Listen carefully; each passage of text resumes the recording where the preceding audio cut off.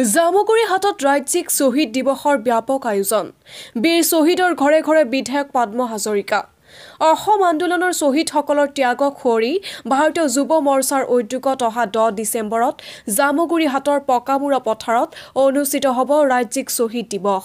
মুখ্যমন্ত্ৰী ডক্টৰ হিমন্ত বিশ্ব শৰ্মা ৰাজ্যিক সভাপতি ভৱেশ কলিতাৰ লগতে কেইবাগৰাকীও মন্ত্ৰী আৰু সাংসদ উপস্থিত থাকিবলগীয়া শ্বহীদ দিৱসৰ ৰাজ্যিক কাৰ্যসূচীৰ দিনটোত সেই সময়ৰ অসম আন্দোলনত প্ৰাণ আহুতি দিয়া শ্বহীদ পৰিয়ালৰ বাসগৃহসমূহত উপস্থিত হৈ এইদৰেই সেই দিনটোৰ কাৰ্যসূচীলৈ আমন্ত্ৰণ জনাইছে বিধায়ক পদ্ম হাজৰিকা আৰু যুৱ মৰ্চাৰ কৰ্মকৰ্তাসকলে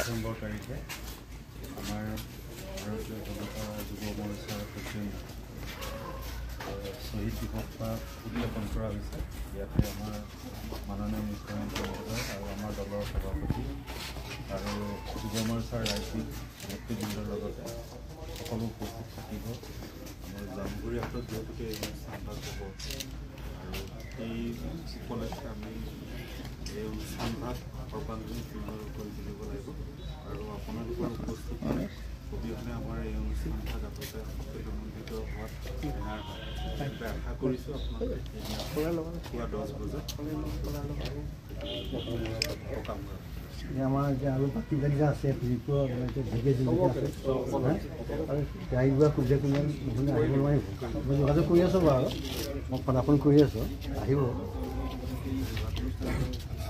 আমন্ত্ৰণ জনাইছে আৰু গাড়ীবোৰৰ আমাৰ অহা 10 ডিচেম্বৰত আমাৰ যিটো অসম আন্দোলনৰ সময়ত 855 জন শ্বহীদ হৈছিল আৰু সেই দিনটো 10 ডিচেম্বৰ দিনটোত আমি সকলো শ্বহীদৰ নামত যিহেতু শ্বহীদ দিৱস হিচাপে উদযাপন কৰি আহিছোঁ আৰু আমাৰ দলৰ ফালৰ পৰা আমাৰ যুৱ মৰ্চাৰ ফালৰ পৰা ৰাজ্যিক ভিত্তিত কেন্দ্ৰীয়ভাৱে এইবাৰ আমি জামুগুৰি পকামুৰা পথাৰত বাৰচৰীয়া পকামুৰা পথাৰত এই শ্বহীদ দিৱস উদযাপন কৰিবলৈ লৈছোঁ আৰু এই শ্বহীদ দিৱসৰ দিনটোত আমাৰ মাজলৈ আহিব অসমৰ মন্ত্ৰী ডক্টৰ হিমন্ত বিশ্ব শৰ্মা ডাঙৰীয়া আৰু আমাৰ দলৰ সভাপতি ভৱেশ কলিতা ডাঙৰীয়া আৰু লগতে আমাৰ দলৰ বিষয়ববীয়া আৰু যিহেতু যুৱ মৰ্চাৰ উদ্যোগত এই শ্বহীদ দিৱসটো উদযাপন হ'ব যুৱ মৰ্চাৰ আমাৰ কেন্দ্ৰীয় সমিতি ইয়াৰ সভাপতিকে ধৰি বিষয়ববীয়া সকলো উপস্থিত থাকিব গতিকে আপোনালোকক শ্বহীদ পৰিয়ালক আমি সিদিনা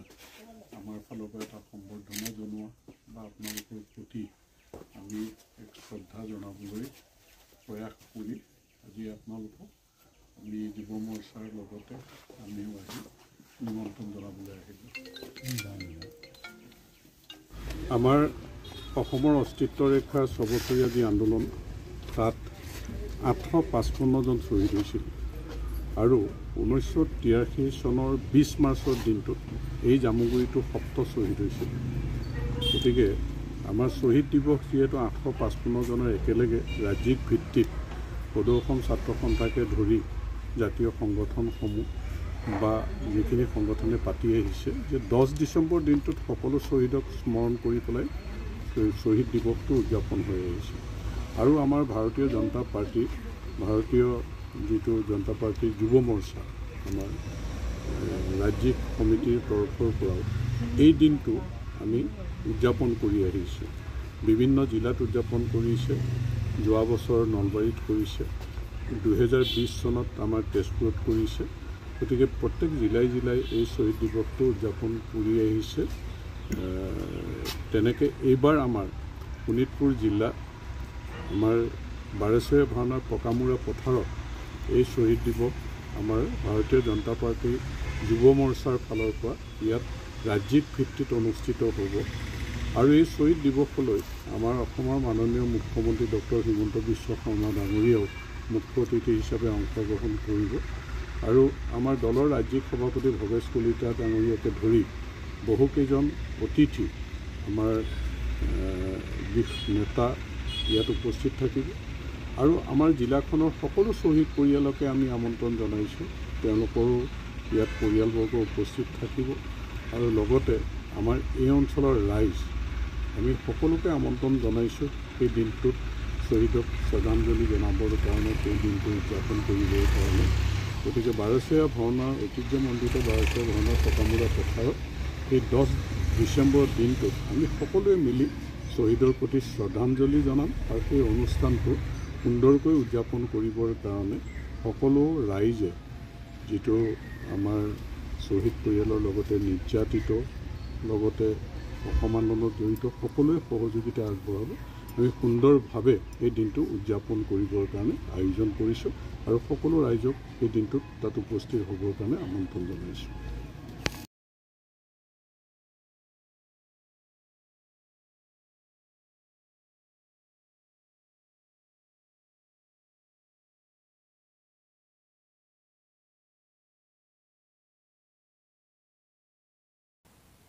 News Export Daily 24